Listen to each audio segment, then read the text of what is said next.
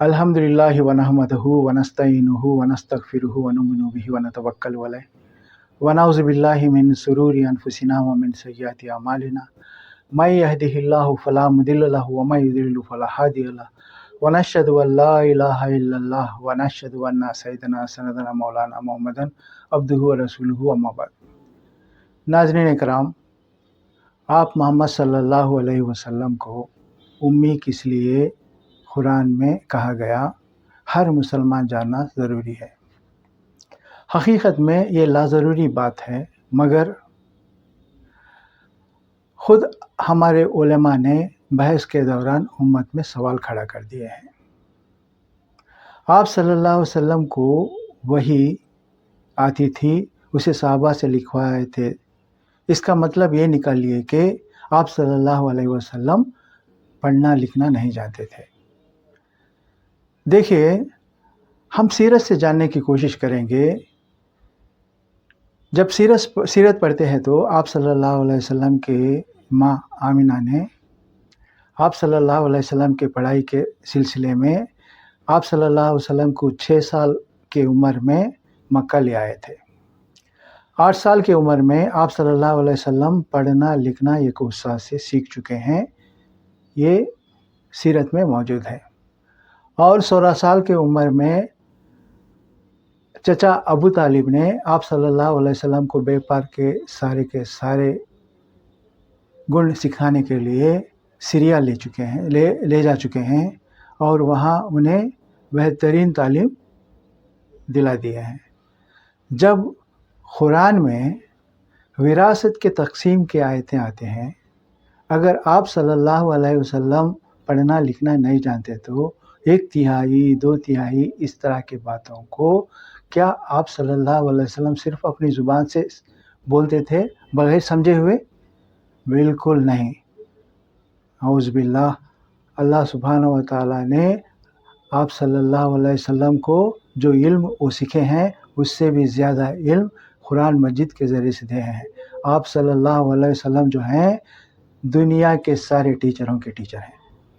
देखिए, आप सल्लल्लाहु अलैहि वसल्लम जो मक्के में जाने माने कुरैश ख़ानदान से आते हैं जाने माने कुरैश ख़ानदान से आते हैं।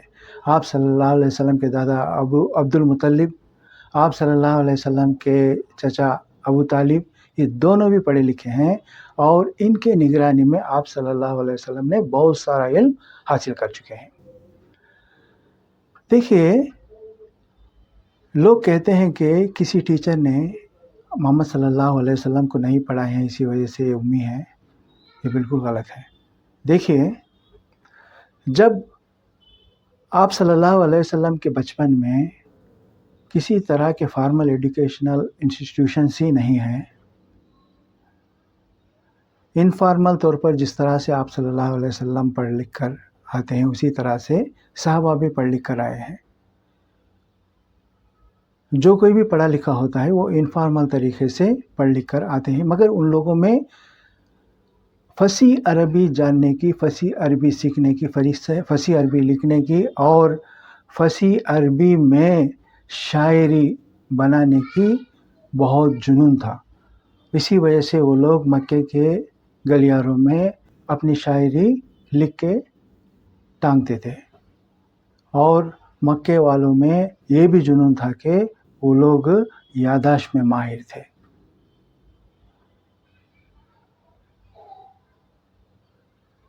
मगर अल्लाह सुब्हानहु व तआला ने अपने आयतों में सिर्फ़ मोहम्मद सल्लल्लाहु अलैहि वसल्लम को ही नहीं, मक्के वालों को सबको भी ये कहा है कि उम्मी किस लिए कहा गया है, हम आयतों के ज़रिए से जानेंगे। नाज़रीन इकराम, अभी इंसान दुनियावी इल्म जितना भी हासिल कर लेने दो, अगर उसके पास दीनी इल्म नहीं तो वो अनपढ़ ही कहलाता है। फ़र्ज़ करो एक ऐसी जगह है, वहाँ खुला अंधेरा है। अल्लाह सुब्हानहु व तआला ने उस अंधेरे को भगाने के लिए एक चिराग कहीं बाहर से नहीं, उसी अंधेरे में से निकाल लाए हैं। क्या आप उस चिराग को अंधेरा बुला सकते हैं? क्या हम उस चिराग को अंधेरा करके बुला सकते हैं? जैसा कि बिल्कुल नहीं। इसी तरह آپ صلی اللہ علیہ وسلم کو ہم امی نہیں بلا سکتے۔ اب دیکھیے سورہ جمعہ آیت نمبر 2 کیا فرماتا ہے اللہ سبحانہ و تعالیٰ اس میں، هو الذی بعث فی الامیین رسولا منہم یتلو علیہم آیاتہ ویزکیہم ویعلمہم الکتاب والحکمۃ وإن کانوا من قبل لفی ضلال مبین۔